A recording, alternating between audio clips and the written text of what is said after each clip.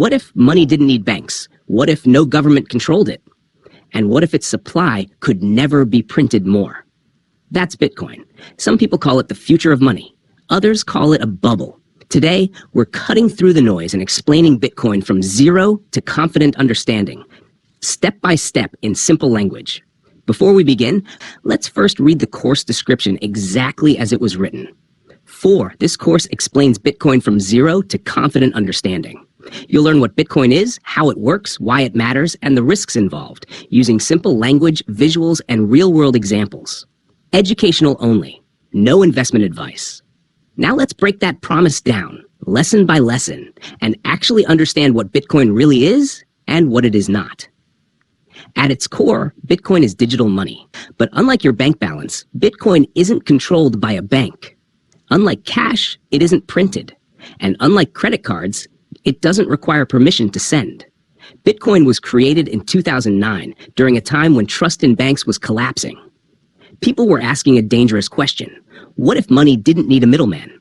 Traditional money, also called fiat money, is issued by governments. Its value depends on trust, policy, and printing. Bitcoin is different. No central authority, no printing on demand, no single point of failure. It's money designed for the internet age. Bitcoin was introduced by someone or a group using the name Satoshi Nakamoto. To this day, no one knows who Satoshi really is. And that mystery is not a flaw, it's a feature.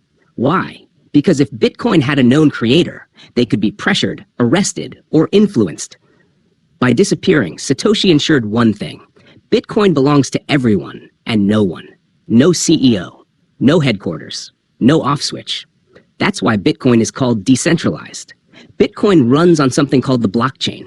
Think of it like a public notebook shared across thousands of computers. Every transaction gets written into a block. Blocks link together in order. Once written, they can't be changed. This transparency is powerful. Anyone can verify transactions. No one can secretly edit history. And because copies exist everywhere, hacking one copy does nothing. That's why blockchain is considered extremely secure. Bitcoin mining is often misunderstood. Mining is not about creating money from nothing. It's about securing the network. Miners use computing power to verify transactions, protect the blockchain, keep the system honest. Why energy? Because energy creates cost, and cost creates security. Trying to cheat the system would require massive resources, more than it's worth. That's why Bitcoin has never been hacked at the protocol level.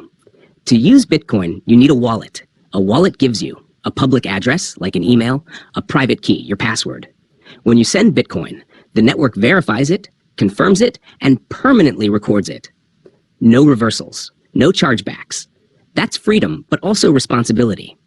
There are two main wallet types: hot wallets, connected to the internet, convenient, but riskier; cold wallets, offline storage, much safer for long-term holding. Beginner mistake number 1, not backing up private keys. In Bitcoin, you are your own bank. Bitcoin's value comes from 3 things. 1, scarcity. Only 21 million will ever exist. 2, utility. Fast, borderless transfer. 3, trust. Secured by math, not promises. Gold is scarce because it's hard to mine. Bitcoin is scarce because its code says so. No exceptions. Every 4 years, Bitcoin goes through a halving. Mining rewards are cut in half. Why does this matter? Because supply slows, scarcity increases, and historically, price reacts.